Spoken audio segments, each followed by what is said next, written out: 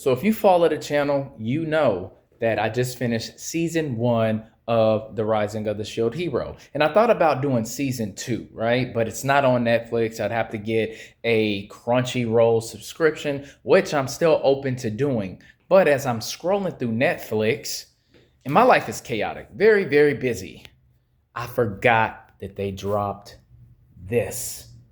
Yes, Baki, the Invisible Samurai. So we are going to do a breakdown, play by play. Very different than what I normally do. Stay tuned. I'm about to press play. So the episode starts off with Baki all powered up. You can see the energy around him. And he starts running down this big ass hill, and he's running down some steps, okay? And then towards the end, he starts yawning. So I guess he's bored. And then once he lands at the bottom, he starts sliding all over the place. It looks like he got some tire tracks behind him. So let's see, man, because I think Baki is bored. Maybe he doesn't have any, opponents for him to fight or something. Because remember, the last series they had with Baki, him and his father fought, and his father declared Baki as being the strongest man on the planet. So then it transitions over to this MMA champion named Mr. Atlas. Now, mind you, he's talking about how bored he is, how he's been a champion for 7 years. He's in the ring with his opponent saying this, right? And he's like, I've been doing these pound for pound matches too many times. The crowd can hear him, the ref can hear him, his opponent can hear him. His opponent rushes him, but Mr. Atlas punches that dude, then grabs him, puts him in a German suplex, cracks his jaw. So I guess he's bored as well. He has no challenges at all. So he wants to be known as the strongest. So he's going to Japan. Why is he going to Japan? Where's Baki located? In Japan. So he goes to Japan and he meets with the Shogun, Tokugawa, because you know that's like his agent, the guy that books his fights for him. And he wants to challenge Baki to a fight. Full videos on the channel, by the way, so go ahead and subscribe to it now, and let's continue. So the Shogun lets him know, like, listen, we don't have a whole bunch of rules. We know you get paid a whole lot of money, but it's like he's trying to talk him out of it, right? And Mr. Atlas like, I can fight him tonight. And then the Shogun's like, okay, calls Baki to set it up. Atlas, he's like, hold on, I need some time. He's like, no, you said that you could fight tonight. So that's what we gonna do. We gonna fight tonight. What, are you gonna back down for the challenge? Mr. Atlas is like, nah, I'm not gonna do that. So they meet in the arena. Mind you, Mr. Atlas is a heavyweight. He's a huge guy. Baki comes out and Mr. Atlas is like, is that Baki? He's like a featherweight. He's so small and this supposed to be the strongest? Baki just walks straight up to him.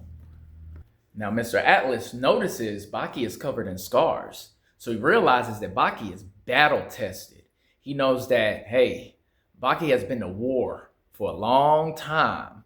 And you see he's still standing. And then Mr. Atlas got a glimpse of that demon. You know that demon that's on Baki's back, on his father's back as well. He already looks intimidated. He looks scared. So Mr. Atlas, Sam Atlas, goes in with a high kick. Baki's like, shh.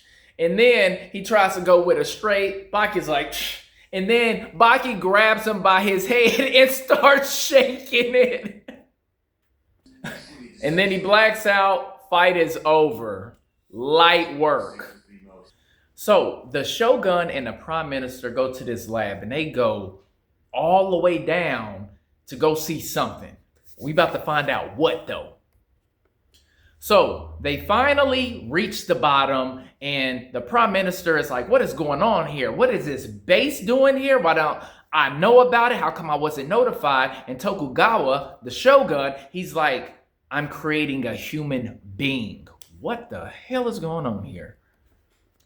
So the Shogun takes the Prime Minister to this corpse. It looks like he's like in a casket, and he tells him that it is Musashi Miyamoto. So the prime minister is tripping right now, right? He about to start screaming, and then the shogun is like, hey, you need to chill out before you wake him up. We don't want to do that right away.